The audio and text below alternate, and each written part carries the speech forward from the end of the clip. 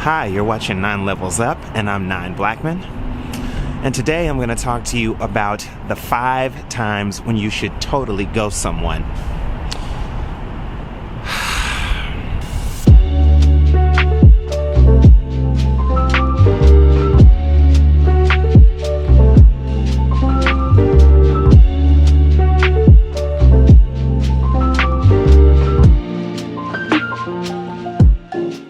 So, when you stop communicating with someone, what you're essentially saying is you no longer want that person in your life.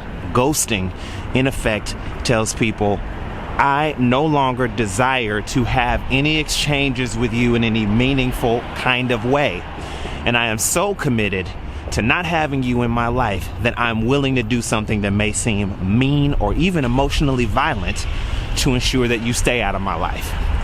So make no mistake, ghosting is a very harsh and brutal way to communicate with someone.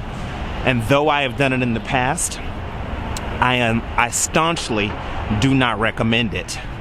Having said that, are there times when a fully actualized man should operate this way and make these kind of moves with certain people?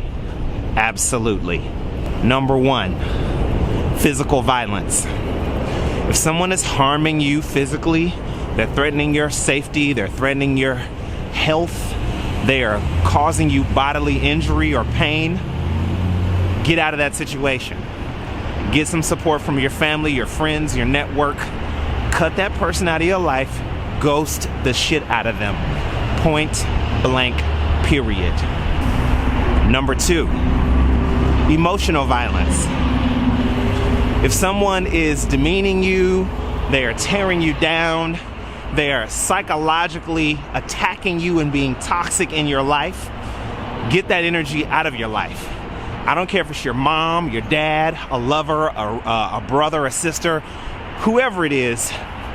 If you're capable and able, cut that person out of your life. Ghost the shit out of them. Point blank, period.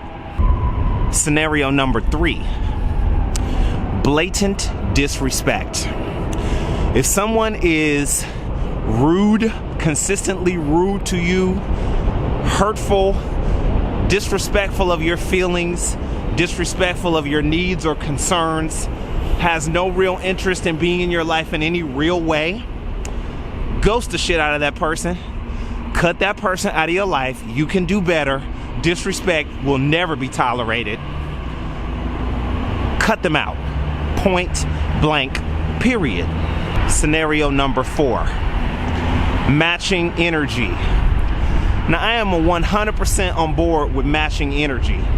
So if somebody has already essentially ghosted you, they have cut you out of their life, they have let you know they have no interest in relating or connecting with you, they're not dealing with you in any significant way, then you are totally, perfectly within your rights and free to cut this person out of your life.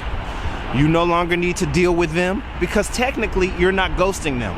What you're doing is you're matching the energy that they gave you. You're respecting the new conditions that they have put on your relationship and honoring their commitment to not commune with you, which means you don't need to commune with them.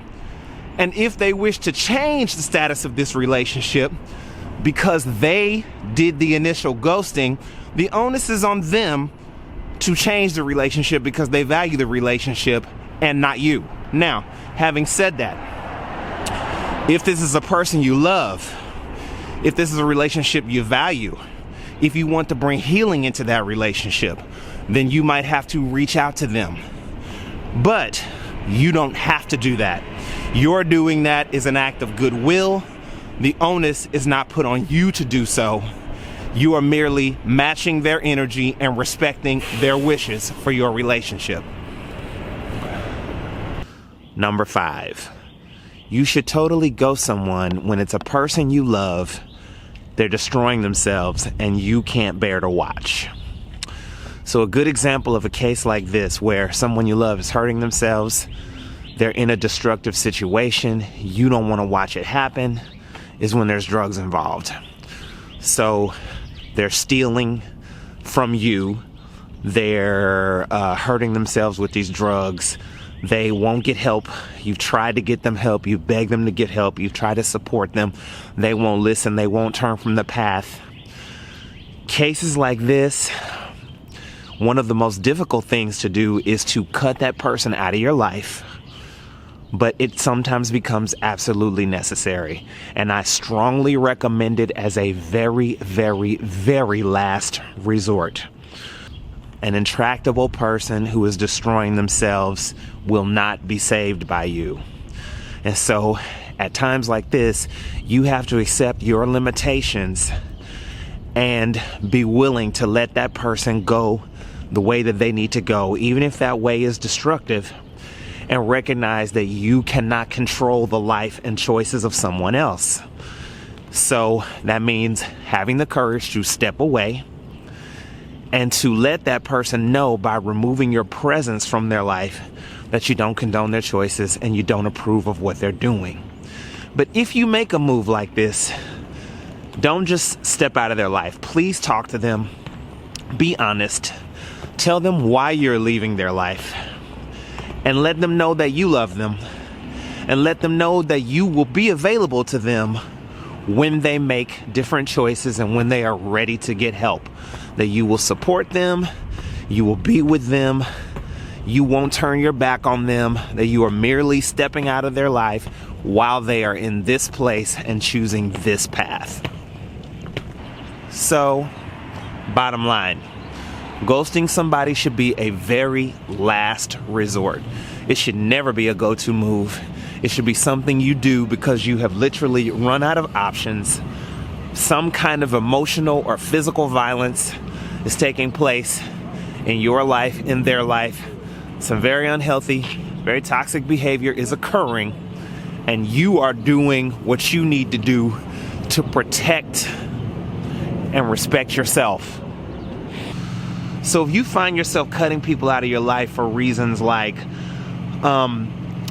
things got awkward and now you don't know what to say, they hurt your feelings and now you're punishing them and letting them know you don't appreciate the fact that they made you mad or hurt their feelings. You found someone else and you don't want to deal with them anymore. Or they're stressing you out because they have emotional needs that you don't feel like you can meet, or they're too taxing for you. Basically, you're a child. You're an infantile, immature person, and you probably did the right thing by ghosting them because you are not really ready for adult relationships. Relationships when a man is relating in a relationship, he can say uncomfortable things. He can say difficult things. He can express. He can emote. He can say things that are hard to say, but do it in a way that doesn't destroy relationships.